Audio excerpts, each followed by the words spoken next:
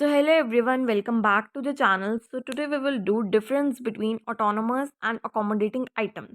So difference देखने से पहले मैं आपको इसको एक एग्जांपल से एक्सप्लेन करना चाहती हूँ कि autonomous items कौन सी होती हैं और accommodating items कौन सी होती हैं. So let's see. So here's is a BOP account. हमारे पास एक BOP account है. तो BOP अकाउंट में क्या होता है, एक डेबिट साइड होती है, एक क्रेडिट साइड होती है. तो डेबिट साइड में क्या आती है, हमारी सारी पेमेंट्स आती हैं, जितने भी हम पे करेंगे वो सारी कौन सी साइड आएंगी, डेबिट. और क्रेडिट साइड कौन सी आइटम्स आएंगे, जितने भी हम रिसीव करेंगे. तो जितने पैसे हम रिसीव करेंगे क्रेडिट साइड, जितने हम पे करेंगे वो कौन सी, debit side. So here you can see कि हमने जो भी इम्पोर्ट करवाया, जब हम इम्पोर्ट कराएंगे कोई आइटम्स लेंगे मतलब दूसरी कंट्री से, तो हम क्या करेंगे, पेमेंट करेंगे उसके बदले. तो हमने सपोज करो इम्पोर्ट करा लिया 10,000 का और हमने एक्सपोर्ट किया 7,000 का. तो यहाँ पे क्या आ जाएगा BOP अकाउंट में, यहाँ पे एक बैलेंस आ जाएगा 3,000 का, जिससे हम दोनों साइड्स हमेशा मैच होंगी. Clear, because debit is always equal to credit in accounting sense. So हमने दोनों साइड मैच करवानी है, तो क्या होगा, यहाँ पे बैलेंस आ जाएगा 3,000 का. क्लियर. सो अब अकोमोडेटिंग आइटम्स कौन सी होती हैं और ऑटोनोमस आइटम्स कौन सी होती है, ये देखो अब फटाफट. तो जो आइटम्स हमारी, ये सारी जितनी भी आइटम्स हम लिखेंगे यहाँ पे, डेबिट साइड, इधर डेबिट साइड और क्रेडिट साइड, ये जितने भी आइटम्स आएंगी, जितनी भी आइटम्स आएंगी यहाँ पे, ये सारी क्या होंगी, हमारी ऑटोनोमस आइटम्स. और जो हमारा बैलेंस आएगा, ये जो बैलेंस है ये क्या है, हमारा अकोमोडेटिंग आइटम्स. तो अगर आपको कभी भी देखना हो कि कौन सी ऑटोनोमस है तो और कौन सी अकोमोडेटिंग है, तो जो हमारा बैलेंस है दैट इज अकोमोडेटिंग, और जो हमारी ये सारी आइटम्स हैं दैट इज ऑटोनोमस आइटम्स. सो जो हमारा बैलेंस है that is accommodating. I hope so this is totally clear. अब आपको डिफरेंस में कोई भी पॉइंट क्लियर होने में कोई दिक्कत नहीं आएगी, सारे पॉइंट्स अच्छी तरह क्लियर हो जाएंगे.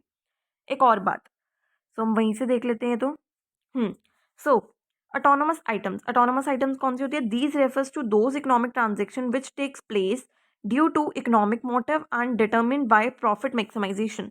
सो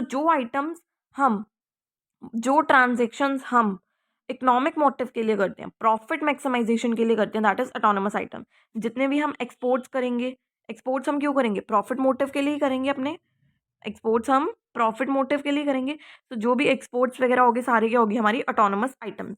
अकोमोडेटिंग आइटम्स कौन सी होती हैं, these items are unforeseen and takes place to bring the country's balance of payments equilibrium.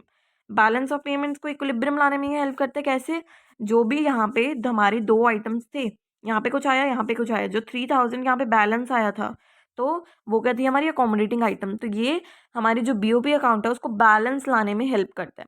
So I hope so दोनों की डेफिनेशन टोटली क्लियर है. These refers to those economic transaction which takes place due to economic motive and are determined by profit maximisation. और दूसरी side, these items are unforeseen and takes place to bring the country's balance of payment into equilibrium. तो ये balance हो गया हमारा, और ये जितनी भी आइटम्स रह गई बैलेंस के अलावा, सारी कौन सी हमारी ऑटोनोमस आइटम्स है. These are the cause of imbalance in the BOP में इम्बैलेंस इनकी वजह से आएगा, क्योंकि एक्सपोर्ट्स देखो यहाँ पे क्या थे, यहाँ पे हमने जितनी पेमेंट्स की थी हमारे इम्पोर्ट्स थे, यहाँ पे क्या थे, हमारे एक्सपोर्ट्स थे. तो ये अगर अगर हमारे एक्सपोर्ट्स ज़्यादा हो गए इम्पोर्ट से तभी इम्बैलेंस आया, तो these are the cause of imbalance, इनकी वजह से इम्बैलेंस आएगा. और जो इम्बैलेंस को करेक्ट करेगा वो कौन होगा, हमारी अकोमोडेटिंग आइटम्स होंगी. These are meant to correct the imbalance of BOP.